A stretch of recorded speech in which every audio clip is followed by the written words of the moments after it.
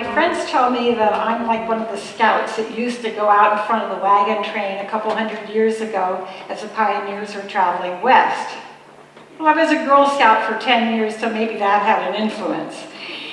The scout's job back in pioneer times was to figure out which trails to avoid and which trails promised safer passage, and then to report this back to the wagon train. So today I'm giving you a short report from a 47-year scouting expedition I began back in 1970. Thank you. I have good news and I have bad news. First, the bad news, to get it out of the way. You probably already know a lot of it, so I'll keep it short. Cutting to the chase, if we continue on the current path that we're on, much of life on Earth, including ourselves, may well go extinct within the next couple hundred years, maybe even much, much sooner. This is not to scare you, but I just want a reality check here. The stakes are very high. Since 1970, when I began my scouting expedition, the human population has more than doubled, from 3.7 billion to 7.6 billion. Humans have killed 50% of all the Earth's wild animals for food and by destroying their habitats. According to a World Wildlife Fund report that was done in 2015, 2/3 of the remaining wild animals may well go extinct, die off by the year 2020. Honeybees pollinate 90 commercial crops worldwide and more than 130 fruits and vegetables. Since 2012, just in the US, 30% of the bee population has died off. A growing number of scientists tell us that we are in the sixth extinction event. To give you a feel for what this means, the fifth extinction event killed off about 75% of all life on Earth. That was 65 million years ago, and that got the dinosaurs as well. Now, to repopulate the Earth took somewhere between 185,000 years and several million. The key point I want to make here is it's a really good idea to avoid mass extinction events. And it'll be a really good thing to create a healing, peaceful path into the future as soon as we possibly can. In the late 90s, I was feeling rather despairing because I was learning a whole lot about the mounting crisis. And it occurred to me that perhaps I could learn some key lessons from the past 4 major revolutions of history, the major ones, like the American, French, Soviet, and Chinese. So I was curious whether there were common elements to each of these revolutions that could perhaps serve us in designing peaceful new path into the future, a great transformation. I found 5 common elements: new people, new story, new game, new toys, and new money. The new people had new values, new awareness, and new sensitivity. The new story.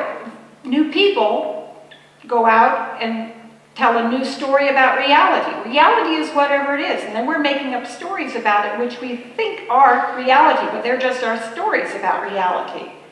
So new people tell a new story about what's going on and about what we want to create.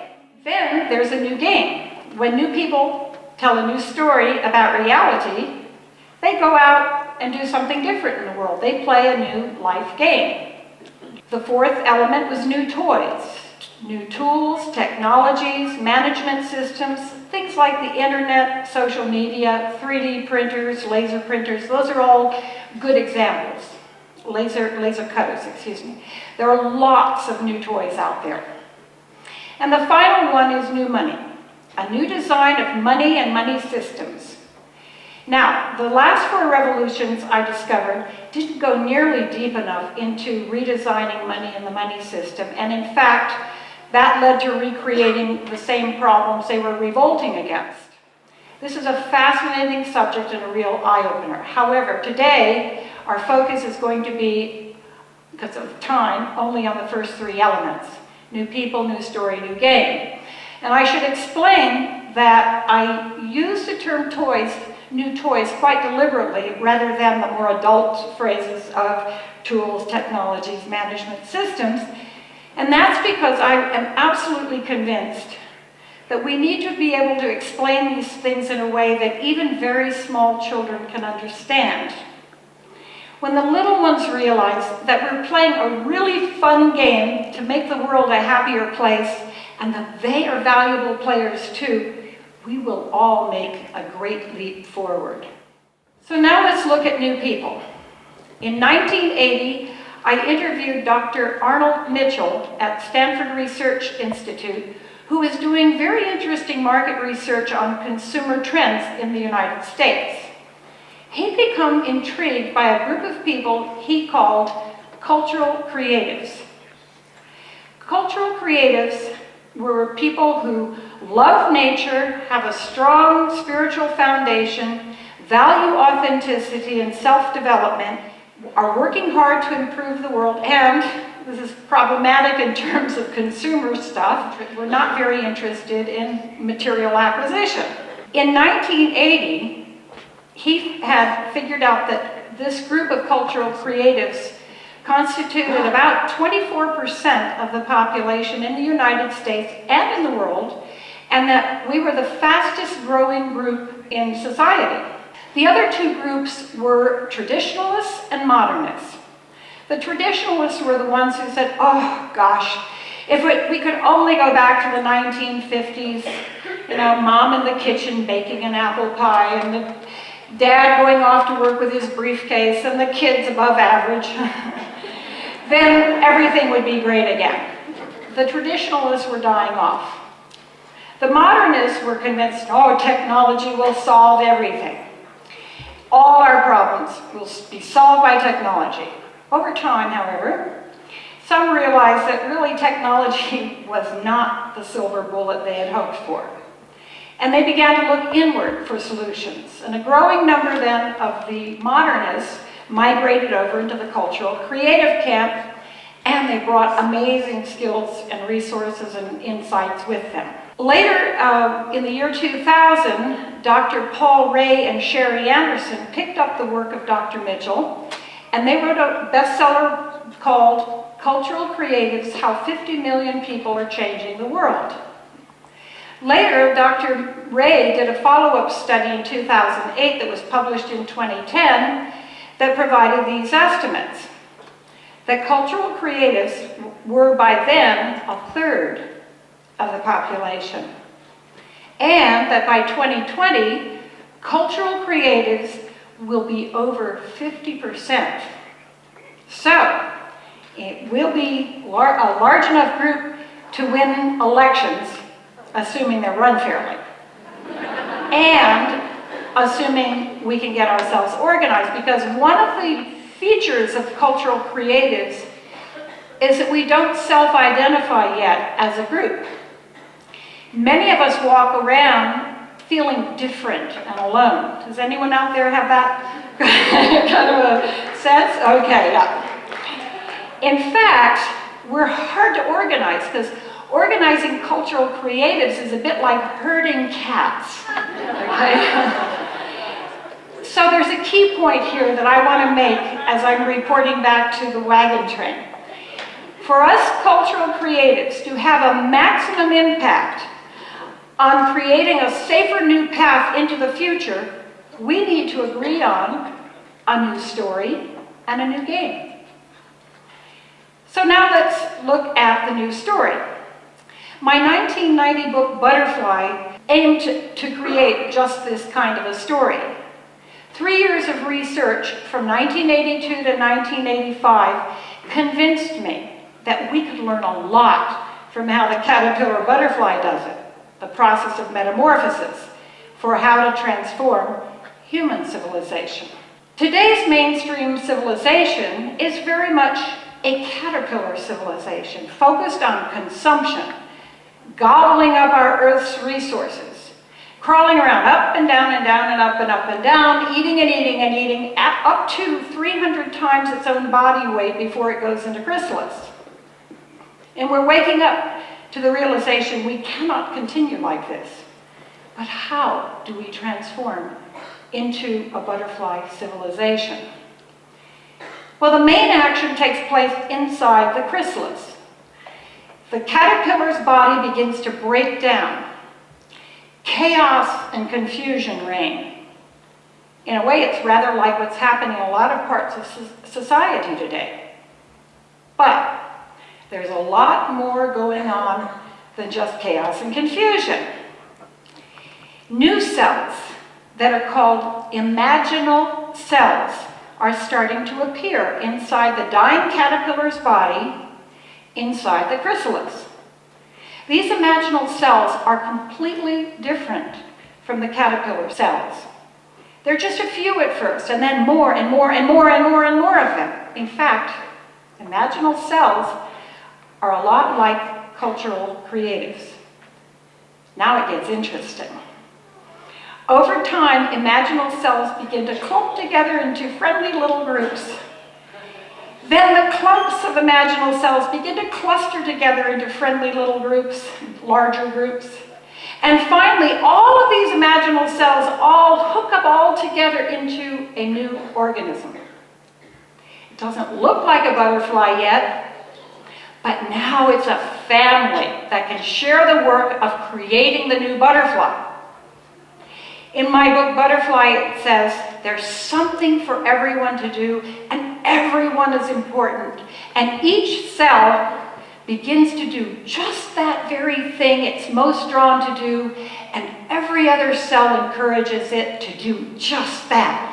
A great way to organize a butterfly.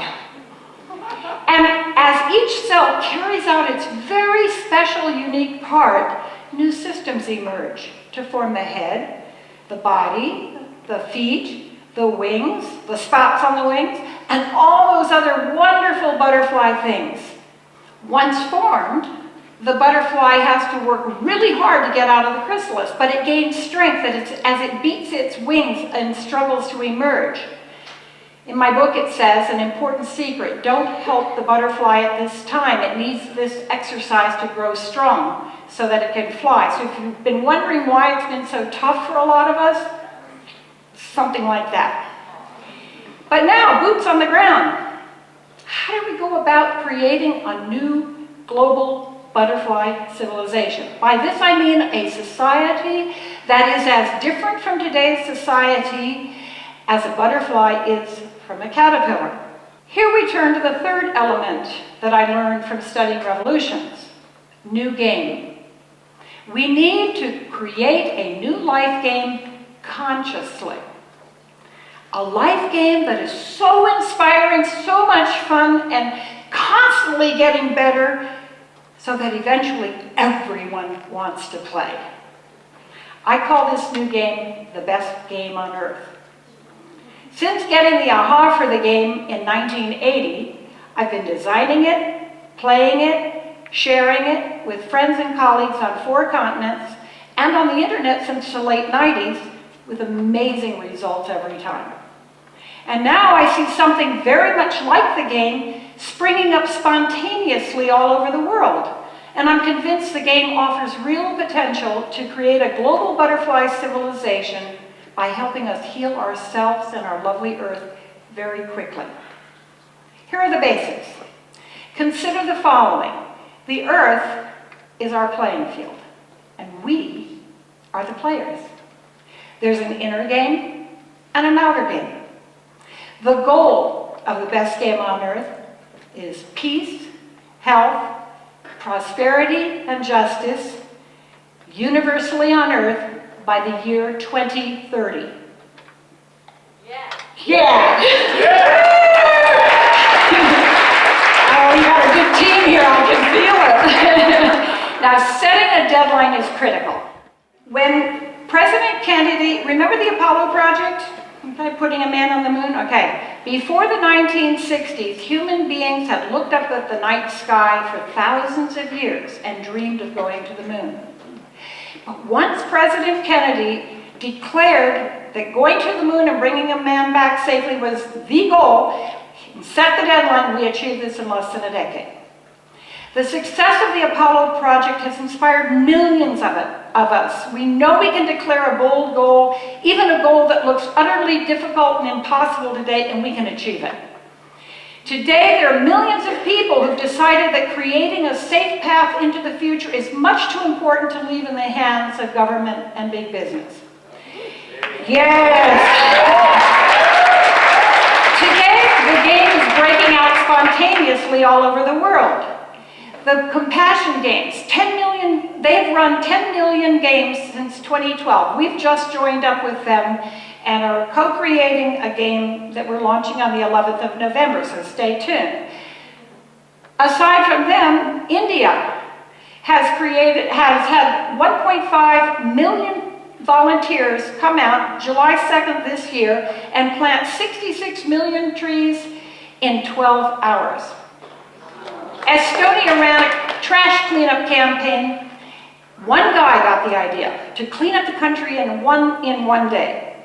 They estimated they needed 40,000 volunteers to clean up the country in one day. 2 weeks before the campaign, they had 10,000 signed up. The day of the campaign, they had 50,000 turn out, and they cleaned up Estonia in 5 hours. Estonia now is spearheading a Clean Up the World campaign, and they are now up to 35 million people in 130 countries. With the best game on earth is now teaming up, as I say, with the Compassion Games. So here's the thing. People are hungry for something that's going to make a difference. And they want something to do that's going to make them feel that they're valuable, important people. And more people are coming together to take on bigger and bigger challenges, more inspiring missions.